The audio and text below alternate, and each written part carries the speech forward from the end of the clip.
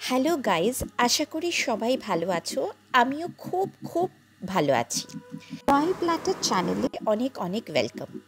আজকে আমাদের রেসিপি হচ্ছে বাগদা চিংড়ির মালাইকারি, যেটাকে আমরা টাইগার প্রন মালাইকারিও বলে থাকি।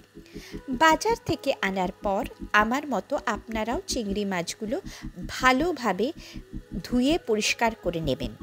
পরিষ্কার করে নেওয়া চিংড়ি মাছগুলো আমি ভালোভাবে জাস্ট নুন এবং হলুদ দিয়ে 15 মিনিট ম্যারিনেট করে রেখেছিলাম আগে থেকেই। এবার আমি ফ্রাই প্যানে সর্ষের তেল গরম করতে বসিয়ে দিয়েছি। আপনারা দেখতে পাচ্ছেন আমি বেশ বড় সাইজেরই 8 থেকে 10 পিস টাইগার প্রন নিয়েছি এই রান্নাটা করার জন্যে। এবার মালাইকারি বানাতে যা যা ইনগ্রেডিয়েন্টস লাগে আমি একে একে বলবো। ম্যারিনেট করা মাছগুলো আমি আগে ভালো করে ভেজে নিচ্ছি। এক পিঠ ভাজা হয়ে গেলে মাছগুলো উল্টে হালকা হাতে অন্য পিঠটাও ভেজে নিচ্ছি আলতো হাতে, যাতে মাথাগুলো বডি থেকে আলাদা না হয়ে যায়। চিংড়ি মাছ ভাজার সময় আপনাদের খেয়াল রাখতে হবে যাতে মাছগুলো বেশি ভাজা না হয়ে যায়, কারণ প্রন বেশি ফ্রাই করে দিলে রাবারের মতো শক্ত হয়ে যায় আর সেরম টেস্টও থাকে না। আশা করছি সবার আমার ভিডিওটা ভালো লাগছে এবং এই রেসিপিটা নিশ্চয়ই সবাই বাড়িতে ট্রাই করবেন, প্রিয়জনদের খাওয়াবেন আর আমার চ্যানেলটাকে লাইক, সাবস্ক্রাইব অ্যান্ড শেয়ার করে দেবেন। রান্না করতে গেলে চারিপাশটা নোংরা হয়ে যায়, তাই আমি সেগুলোকেও মুছে নিচ্ছি। মাছগুলো ভালোভাবে ভাজা হয়ে গেলে একে একে সবকটা মাছ তুলে সাইডে সরিয়ে রাখব।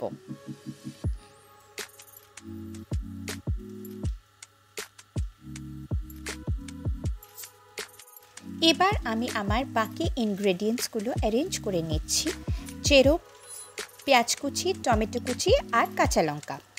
এখানে আমি একটা মিডিয়াম সাইজের পেঁয়াজ কুচি করে নিয়েছি, যেটা প্রথমে চিংড়ি মাছ ফ্রাই করা তেলে দিয়ে ভেজে নিচ্ছি।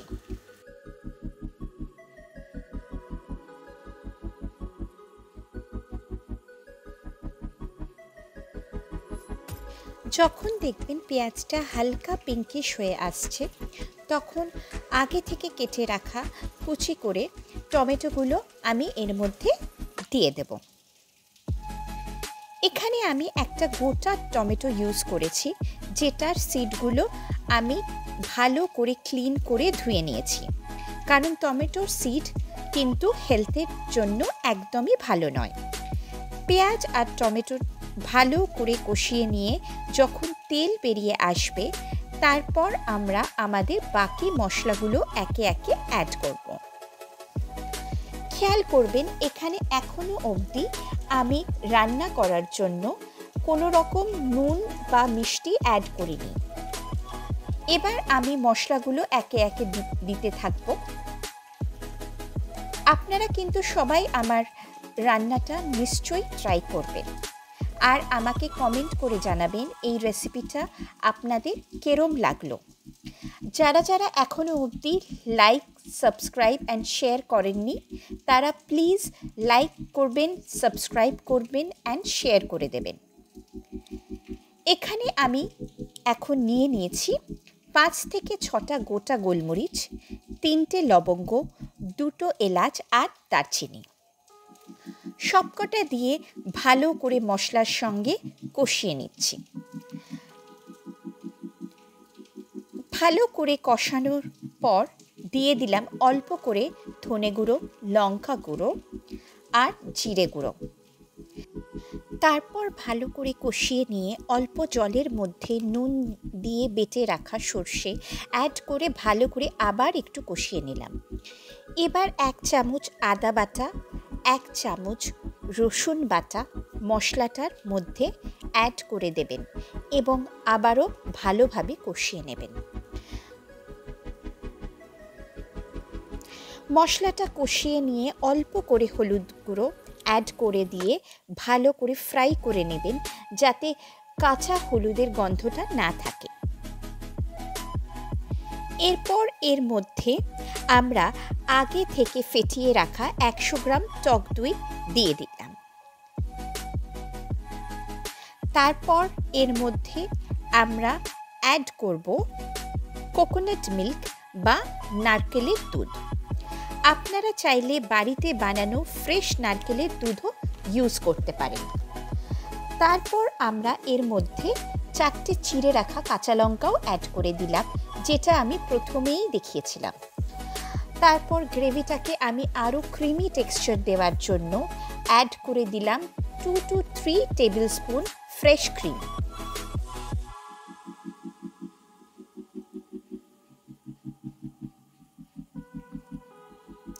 এবার গ্রেভিটার থেকে তেল বেরিয়ে আসা পর আমি 1 থেকে 1.5 কাপ জল অ্যাড করে দেব।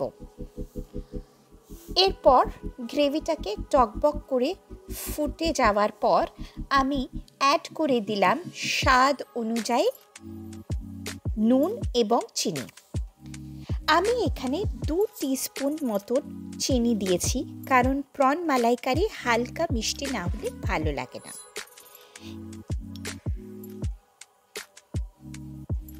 এবার আমি এই গ্রেভিটার মধ্যে আগে থেকেই ভেজে রাখা মাছগুলো একে একে অ্যাড করে দিলাম।